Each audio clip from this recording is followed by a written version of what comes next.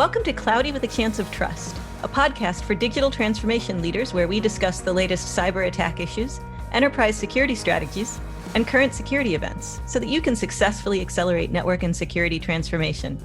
And now, here's what's on our mind this week. Welcome back, everyone, to another episode of Cloudy with a Chance of Trust, a podcast for technology leaders and listeners over 50 countries. I'm your host, Pam Kubiatowski.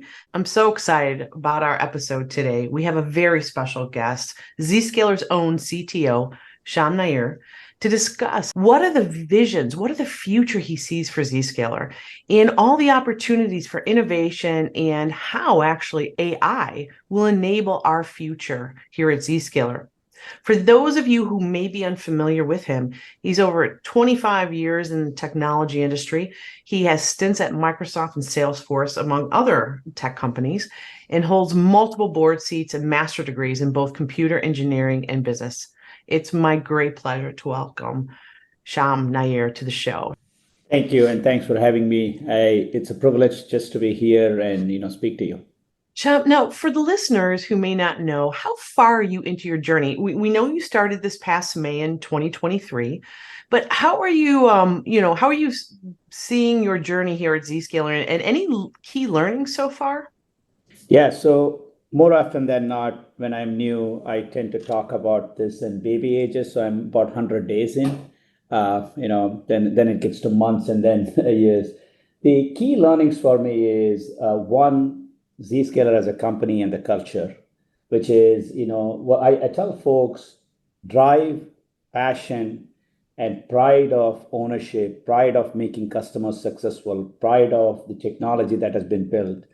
That's something that I see everywhere as I walk around, talk to employees, whether they're in engineering, whether they're in sales, whether they're in customer success, whether they're in legal.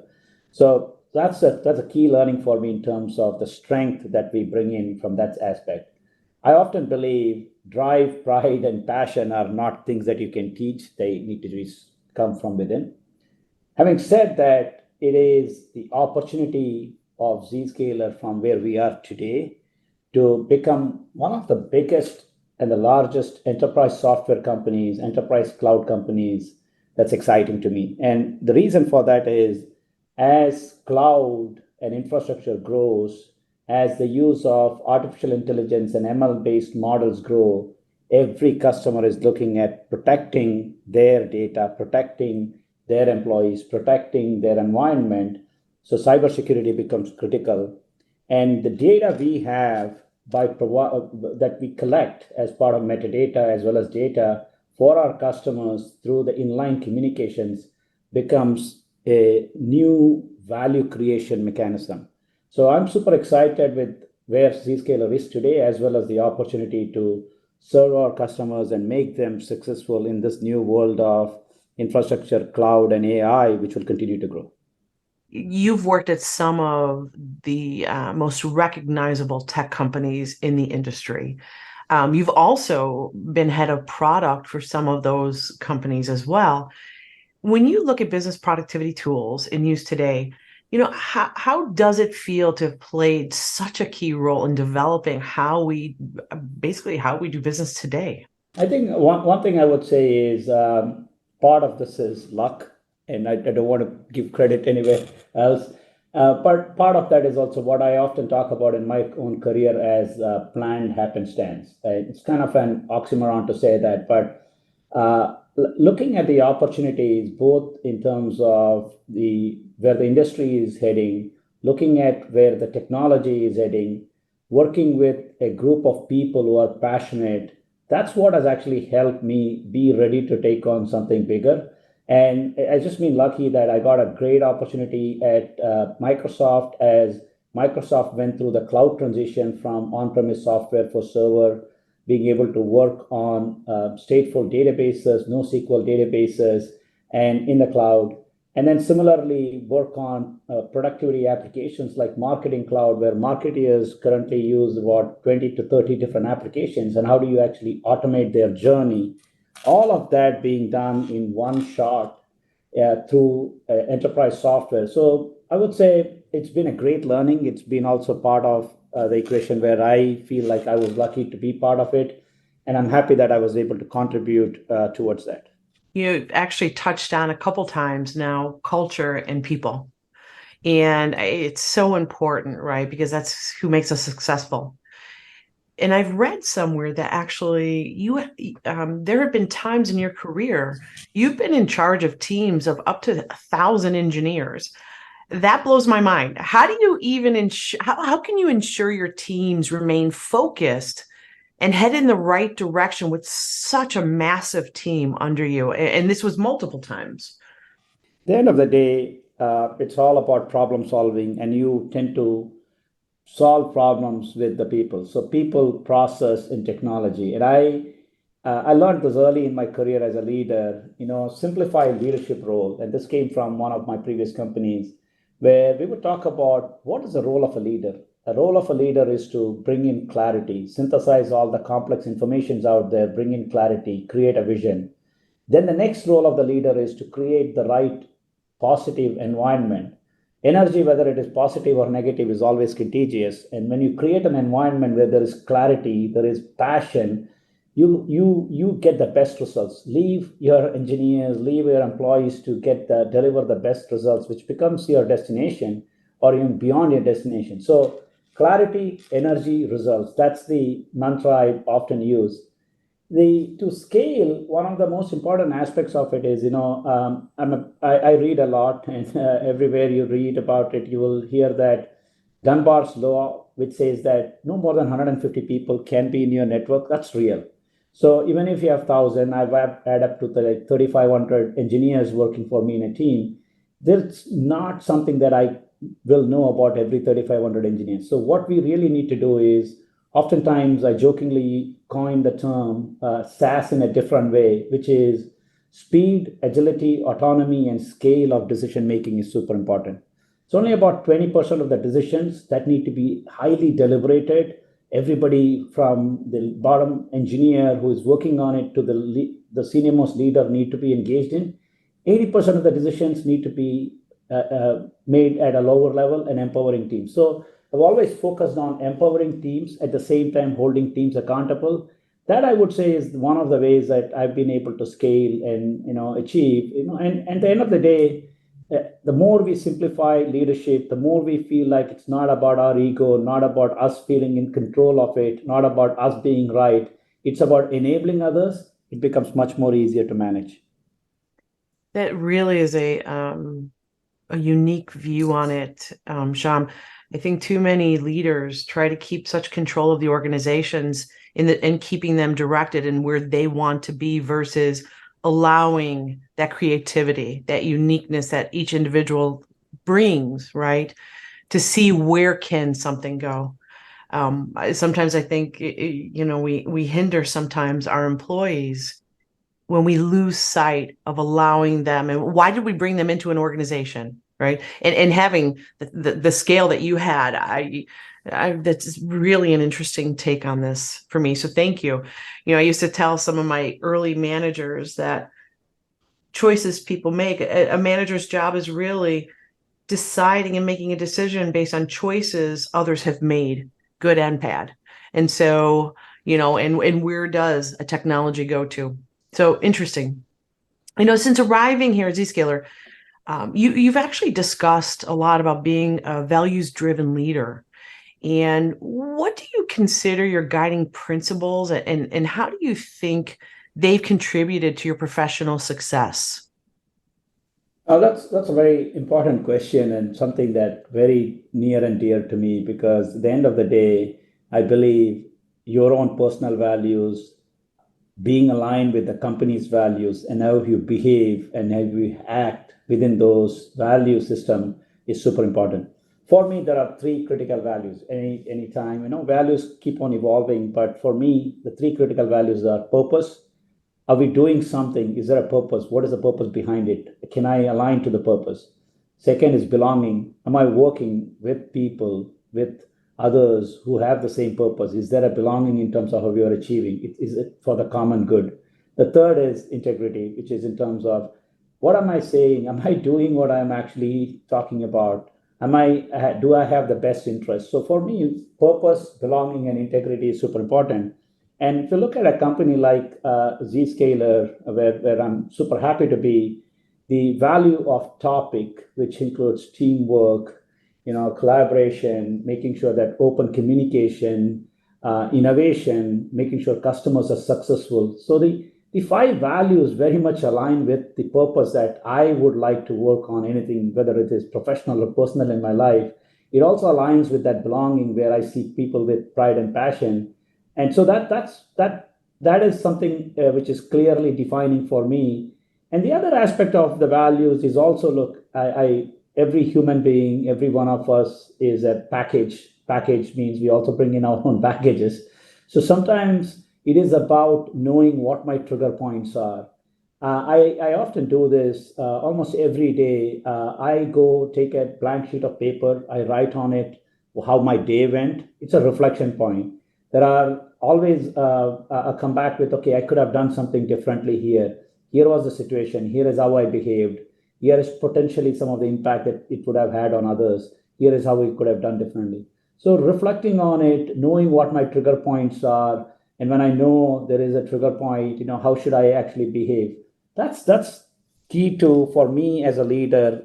That makes me grow professionally. And lastly, what I would say is everything is a journey. It's a journey of continuous learning, continuous improvement.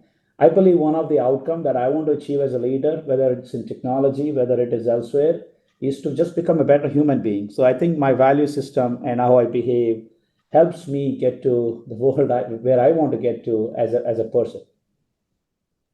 Do you find, Sham, that your values are so impressive and really thought provoking? I would have to think you start to find others that would gravitate towards you. Many leaders, talking from some experience, not often do you see someone at your level having such self-reflection that actually relates back and helps the organization. You're constantly thinking, that I think is a unique perspective that many don't see very often. Do you find that many will follow you, or you've moved from phenomenal companies? Do you find that people look and kind of gravitate towards you because of your values? In my experience, it's most of us reflect, and most of us have self-reflection. But what we often experience is when we are in the moment, it is very hard to self-reflect. It is very hard. When you're in the moment, what comes out is, I often tell people, when you put anybody on the defensive, then expect defensive behavior, because you have to realize it's challenging and it's natural instinct, right? It's a fight or flight instinct that human beings have. That's the hormones that we have from that standpoint. So the question that you're asking, I would say, if it takes time, but once you start relating to people, and I often, many of these are professionally what I learned through professional coaching, professional experiences, mentoring. What I've learned is, if you start thinking about the problem and solving the problem, not worshiping the problem, but looking at what the problem solution is, and take your personal, it's not about me, it's about solving the problem. In many cases, you will see everybody is working towards their values, and most of the values are aligned. Some people would actually say, I often ask this question, hey, in your values, you don't have family. Is family not a value? Of course it is. It's, the purpose, the belonging, that actually has a family ingredient in it. I may be speaking about it differently than others. So I do believe there is a lot of correlation, or there's a lot of common belonging in terms of a lot of the values of most of us working together. There are also going to be people who have differing values based on their experiences, based on what the outcomes they are looking for. And I think, it is for all of us to accept, because we are all different. And that actually makes us much more complete from that standpoint. So I wouldn't say somebody gravitates towards the same values, but I think that value based, here is letting people know what my values are, helps create better relationship with your team, better relationship with other stakeholders, so that everybody knows how I am acting in a particular situation. it also makes it easier for people to give me feedback, because feedback is a gift. And I jokingly say it's a gift. Whether you return it in the store, or whether you throw it in the trash, or whether you use it, it's up to you. Let's not hold the feedback giver accountable for that, right? So I think that the openness around one's value helps create that relationship. Sorry, it was a long-winded answer, but that's how I think about it. No, that was wonderful. Thank you. Thank you for those insights too. So now pivoting more towards technology, what excites you about Zscaler's solution set, and to the point that you actually wanted to join the company? I would actually say the primary motivator for me to join the company was beyond technology. It was more my chance interaction with Jay, and Jay and I were chatting, and the couple of things that came about when Jay was talking to me, which was how curious he was to learn, how curious he was to understand what I have done. And it went on and went on, and he was asking me all of these questions, the amount of time he is investing, and at no point I felt like he was telling me anything. It was all about absorbing and learning. So that curious mindset, that learning mindset, was one. Second, very early on when we had this conversation, I was a privilege to talk to Jay. But after that, I just mentioned to Jay, hey, Jay, look, I'm not a security guy, neither I'm a networking guy. Why are we even talking? And Jay had this mindset where he said, Sham, look, if I was just purely looking for networking and security folks, I will hire them because that's my network. I know a lot of people. What I'm looking at is how do we leverage what we have here at Zscaler with experiences that is coming from the outside to make it a high growth cloud, scale into 10x, and define a new next generation of Zscaler, because at some point, like every business, we will have an inflection point. That aspect of where he was looking at his not only his ambition, but also recognizing that we have to get ahead of the inflection point, bring in talent from the outside, work with the talent from the inside, stand on the giant shoulders of what Zscaler is today to build the next giant Zscaler. Those are the two things that kind of motivated me to consider and come to the company. Now, I do definitely believe in the technology that we have. Zscaler is become or is now mission critical for many of the businesses. It is providing cybersecurity in line of the communication. So we are almost doubling our transaction volume every 18 months, and that will only get faster and faster.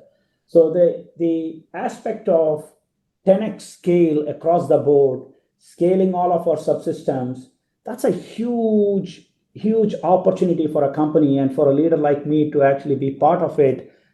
This just gives me goosebumps in terms of where we can get to. That's one. Second, as I previously mentioned, in the world of infrastructure growing, use of artificial intelligence going, and starting last November with generative AI and chat GPT, even if I don't mention those two things in this podcast, maybe people will wonder we are having a real podcast, right? So chat GPT and generative AI, it's going to be essential that every business is going to be leveraging these technologies. But these technologies are also available to bad actors. So how do you make security get ahead of bad actors to use to use artificial intelligence and ML technologies at scale? How do we use AI and ML within our own world to actually protect? I think it creates a huge opportunity for a company like Zscaler for its next inflection point. So to me, that aspect of where we can add a lot of value, I think there was a Forbes article that talked about what we lose through cybersecurity is $8 or $10 trillion. How do we protect companies from not losing that money to bad actors? How do we jointly work within the industry? Because this is where everyone needs to be involved in protecting our infrastructure, protecting our users, protecting our businesses and our IPs. It's a huge task, and I'm just feel privileged that I can just be part of the journey. So you've touched on an important topic, AI. And, many have started commenting that we're heading towards a battle of AI versus AI, with both attackers and defenders benefiting from related technologies. How do you see it? Is that how you see it, or do you see it differently? No, it is. I kind of, as I was briefly mentioning or quoting what I read in Forbes, $8 to $10 trillion. I think if we rank the world's GDP or countries' GDP, I think there are only two countries that have a higher GDP than that. So that's an immense loss of financial loss, time loss. It's a huge loss to the entire enterprise ecosystem, to humanity in general. So I think it is going to be AI will be leveraged by bad actors. I'll use an example of something that probably most of us are experiencing today. We always, phishing emails. Phishing has been there for a while, and some of the phishing emails you could actually find it was phishing emails based on how grammatically incorrect it was. Now with generative AI, phishing emails generated by generative AI, they speak better English than any one of us does. So it is very hard to actually even figure out, is it phishing from that standpoint. Of course, technology can identify that. I'm using this as a simple example of in every walk, impersonation of person when in phone calls. In every walk of life, bad actors are going to take these technologies, leverage for their own good, whereas it's our job to make sure that we are ahead of them, leveraging these same technologies in identifying and protecting our users, protecting our assets, protecting the infrastructure, right? So I think it is going to be a battle of AI versus AI just in the world of cyber. But on the other hand, AI is just going to make us all much more productive. I think there is always this concern about, is AI going to take jobs away?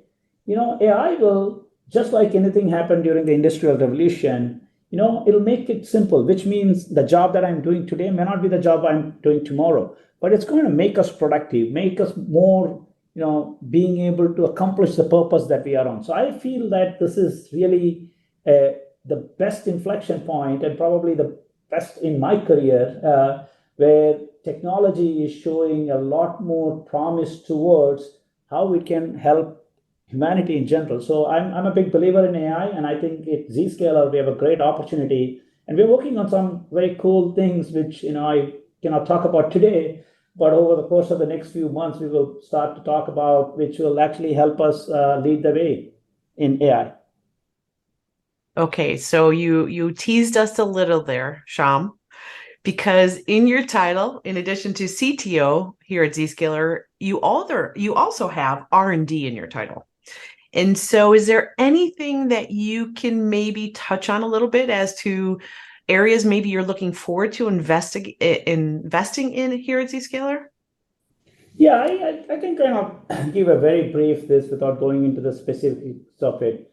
So our platform, our zero trust platform, zero trust exchange, enables our enterprises and their users to securely connect between SaaS applications, their own private applications, make sure that we can modernize in terms of the zero trust network for them.